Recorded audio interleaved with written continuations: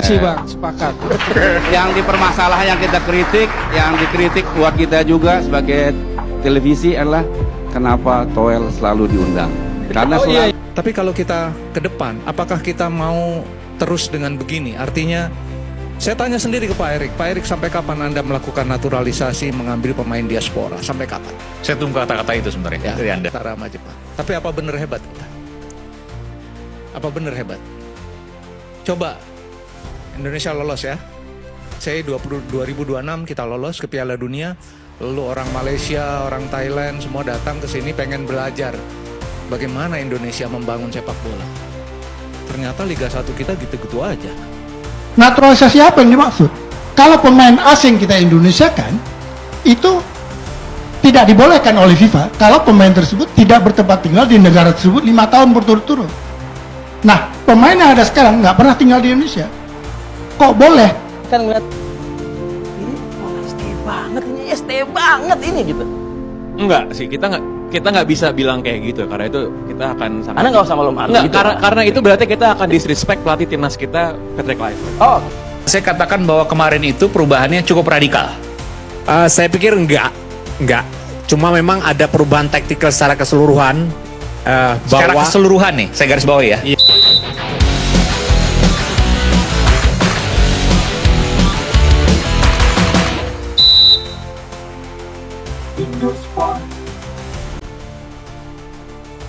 Halo bola mania, salam Indosport. Kali ini kita akan mendengar perdebatan tentang strategi Patrick Kluivert saat menang lawan Bahrain. Beberapa pundit sepakat ini seperti strategi Sintayong, namun ada juga yang berpendapat ini strategi yang berbeda. Berikut kita dengarkan. banget ini, ST banget ini gitu. Enggak sih, kita nggak bisa bilang kayak gitu karena itu kita akan sangat. Anda nggak usah malu-malu. Enggak, Gitu. karena itu berarti kita akan disrespect pelatih timnas kita, Patrick Kluivert. Oh, oke. Kalau kita lihat apakah Patrick Kluivert belajar dari pertandingan sebelumnya, jelas kelihatan. Dari yang kekalahan di Australia. Oh iya, bahwa Indonesia, timnas kita memang mungkin belum ready untuk bermain dengan level agresivitas ya seperti ditunjukkan ketika Atau melawan istilahnya total football. Australia. Total football itu kan istilah kita aja. Oke. Total football udah nggak ada yang ngomongin lah. Ya. Oke. Di Belanda aja udah nggak ada yang ngomongin. Oke. Total football.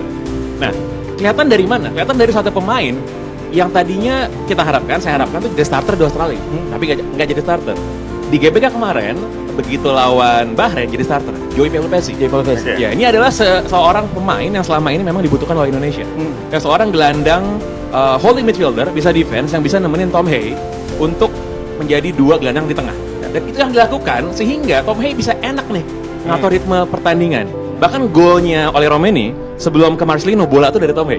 Ya. Gitu kan. Nah, yang paling penting adalah berarti kan ada lebih dari satu cara untuk memenangkan pertandingan sepak bola selama tidak melanggar peraturan. Ya. Jadi nggak ada salahnya sebenarnya kalau timnas kita mainnya agak sedikit pragmatis, agak sedikit reaktif, tidak melulu soal menyerang, tapi bagaimana juga bisa bikin balance. Dan ketika itu dilakukan semuanya sesuai dengan karakter dan juga talent yang dimiliki pemain timnas kita, kita menang. Dan berikutnya kita dengarkan ketika salah seorang pundit membuat Bung Toel terdiam. Pada sesi itu dia menanyakan kenapa pihak televisi selalu mengundang Bung Toel. Sontak Toel pun seolah kaget mendengarnya. Indonesia lawan Bahrain kemarin tuh seperti omongan Bung Karno, jas merah. Jangan sekali-sekali melupakan sejarah. Sejarahnya timnas itu kan main 3 back, dan baru pas lawan Bahrain 3 yang dibuat oleh STY, Hafner, Pijes dan Ridho turun. Dan hasilnya kan, jadi pada Bung Toel ya jangan kritik main bertahan. Gitu. Ya kan selalu selalu mengkritik bahwa timnas selalu main bertahan dan mainnya nyerang. Itu yang sebelumnya Bang. Oh sebelumnya. Yang sebelumnya. Yang sekarang? Yang sekarang kan kelihatan perubahannya, progresif, sepadan gitu Bang. Oh sepadan. Ya saya kira itu aja. Oke. Bagus. Saya berharap. Saya senang Pange dengan Toel bersatu. Dan itu di dua sisi. Di dua sisi ya. Bang, boleh nambahin nggak Bang? Boleh nambahin nggak? Karena saya tertarik Abang bilang jangan jas merah. Timnas kita 3 back yang mana Bang? 85 menjelang ke 86 Piala Dunia Meksiko. 4 back loh Bang. Warta Kusuma, Majuki, Nyakmat. 4. Kalau sekarang jadi 5, 3 stopper lah lebih tepatnya, 3 stopper. Jadi jas merahnya oke lah itu. Satu hal. Yang kedua, kenapa saya menyoroti taktikal? Saya pelan-pelan Bang. Naturalisasi itu akselerasi. Menurut saya extra effort. Oh tidak ada masalah soal naturalisasi. Ya, itu kan ada sesuatu standar tinggi, levelnya harus lebih tinggi dari pemain kita. Kalau dalam tambah-tambahannya ada ongkos kemahalan lah bang. Intermezzonya kalau dulu ngembaliin pemain atau manggil paling jauh Aceh atau Papua, sekarang kan sampai ada yang Belanda, ada yang Inggris, ada yang Itali, ada yang Amerika gitu kan. Artinya kalau kita menuntut ingin standar yang lebih tinggi dari kualitas permainan, menurut saya normal bang. Normal, tidak ada yang mempermasalahkan naturalisasi. Terima kasih bang, sepakat. Yang dipermasalahkan, yang kita kritik, yang dikritik buat kita juga sebagai televisi adalah kenapa Toel selalu diundang. Karena selalu, iya. Nah itu mesti dijawab, kenapa selalu nyerang ST, tapi begitu ke Livet ya nggak ya, agak sejuk gitu. Dan sekarang bersatu sama Pange gitu Kan kan. soal timing bang, kayaknya Pange yang bersatu. Makanya karena keseringan dia melunak. Saya bilang kasih yang lain itu yang justru salah, nyentil. Bang. Justru karena keseringan, Bang Toel makin mirip sama saya jadinya. Pendapatnya. Selanjutnya kita dengar pendapat dari Coach Rahmat Darmawan tentang perubahan taktik Kluivert saat lawan Bahrain, berbeda dengan saat lawan Australia. Saya katakan bahwa kemarin itu perubahannya cukup radikal. Saya pikir enggak. Cuma memang ada perubahan taktikal secara keseluruhan. Secara Bahwa keseluruhan nih, saya garis bawahi ya. yes, yang pertama, kalau melawan Australia kita terlalu berani. Ada beberapa pertimbangan yang perlu juga menjadi evaluasi ya, karena Pasti, itu ya, pasti. terutama Tapi kalau kemarin. kita bicara simpelnya, sederhananya, Aha. pemateri pemain ya, nggak perlu diragukan. Artinya, ya oke lah udah luar Ya. biasa.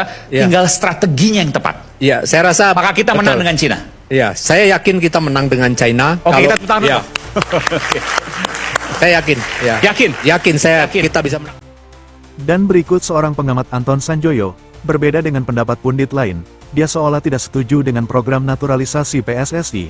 Menurutnya itu akan membunuh mimpi anak-anak Indonesia untuk memperkuat timnas Indonesia. Dengan adanya pemain keturunan, peluang anak Indonesia semakin kecil memperkuat timnas. Kita lolos ke Piala Dunia untuk pertama kali dalam sejarah Indonesia, lolos melalui kualifikasi kita ke Piala Dunia. Hebat nggak? Luar biasa. Hebat nggak? Saya tanya dulu, hebat nggak? Flor, saya tanya, hebat nggak Indonesia? Banget. Oke? Hebat. Ya kan? Kita setara sama Jepang. Ya kan? Kita setara sama Jepang. Tapi apa benar hebat kita? Apa benar hebat? Coba Indonesia lolos ya. Saya 2026 kita lolos ke Piala Dunia. Lalu orang Malaysia, orang Thailand semua datang ke sini pengen belajar bagaimana Indonesia membangun sepak bola. Ternyata Liga 1 kita gitu-gitu aja. Ini saya challenge nih, saya challenge pemikiran kita.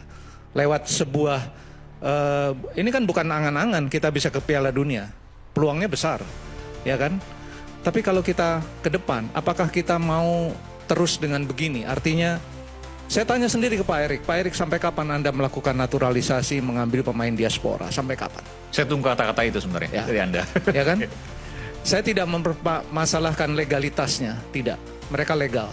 Mereka sah bermain untuk Indonesia. Tetapi di dalam negeri ini ada ribuan, jutaan anak-anak yang punya talenta yang sama, yang ingin juga menjadi pemain tim nasional. Ya kan, karena pemain tim nasional itu kalau buat pemain bola, tanya Errol, tanya Rahmat Darmawan, adalah opus corona. Apa itu opus corona? Itu mahkota. Mahkota tertinggi seorang pemain bola itu menjadi pemain tim nasional. Ya kan? Tapi apakah mereka ini yang jumlahnya jutaan, talenta-talenta terbaik di Indonesia ini, apakah mereka masih punya kesempatan untuk menjadi pemain tim nasional? Kalau Anda, Pak Erick Thohir, terus melakukan pembinaan seperti yang sekarang, mengambil pemain-pemain binaan dari Belanda, ya kan? Kesempatan apa yang diberikan, investasi apa yang diberikan oleh Pak Erick Thohir dan kawan-kawan kepada ribuan jutaan anak-anak talenta Indonesia? Karena mereka nggak dapat kesempatan yang sama seperti oleh Romeni, seperti Verdong, seperti siapapun yang ada di tim nasional sekarang. Nggak ada investasinya PSS, tidak ada investasi yang betul-betul mapan untuk pembinaan usia muda, nggak ada. Ya kan, itu saya challenge. Kita hebat lah, ke Piala Dunia bisa kita. Saya yakin bisa. Tapi setelah itu apa? Apa kita sehebat Jepang? Jepang itu sekarang pemainnya 20 ada di top Eropa. Indonesia juga ada di Eropa semuanya, tapi bukan binaan PSSI. Ya kan? Tidak salah. Tapi apakah kita mau begitu? Coba Anda lihat statuta FIFA di pembukaan. Tugas utama federasi anggota FIFA adalah membangun sepak bola di dalam negeri supaya setara dengan persepak bolaan dunia. Itu jelas. Dan apa yang dilakukan PSSI kan tidak sesuai. Namun pernyataan Anton Sanjoyo itu langsung dibantah oleh Hassani yang juga ikut di sana. Menurutnya naturalisasi itu adalah jika pemain luar negeri tinggal selama 5 tahun di Indonesia boleh dinaturalisasi. Tapi yang dilakukan kali ini berbeda. PSSI memanggil pemain keturunan untuk pulang agar memperkuat timnas Indonesia. Siapa yang dimaksud? Kalau pemain asing kita Indonesia kan, itu tidak dibolehkan oleh FIFA kalau pemain tersebut tidak bertempat tinggal di negara tersebut 5 tahun berturut-turut. Nah, pemain yang ada sekarang nggak pernah tinggal di Indonesia. Kok boleh? Karena dia bukan naturalisasi berdasarkan orang asing, tapi anak Indonesia yang sudah imigran keluar, kita ajak pulang. Jadi dia anak Indonesia, darah Indonesia, makanannya sebagai Indonesia. Salahnya di mana? Dan diprotek oleh aturan FIFA, artikel 7, artikel 9. Diprotek juga oleh Undang-Undang Dasar, Undang-Undang Kewarganegaraan nomor 12 di pasal 20 jelas. Jadi sah-sah saja. Nah, kalau dikatakan hari ini kita impact dari kehadiran mereka, maka kita sudah punya mimpi, bukan di siang bolong lagi untuk menuju Piala Dunia. Dulu kita hanya penonton. Pak Hassani, tapi kalau kemudian mendengar tadi statement Anda, kalau kemudian tidak ada mereka, bahkan kita lawan Thailand saja kalah ya. Tapi nampaknya banyak yang sakit hati kalau mendengar itu, Pak Hassani. Lah kenyataan kan itu. Kan kita nggak pernah juara AFF, kalah, iya kan? Pernah nggak kita tercatat di ronde ketiga? Belum kan, baru kali ini kan? Jadi prestasi ini juga harus kita lihat. Harus kita lihat, jangan selalu melihat dari sisi negatifnya.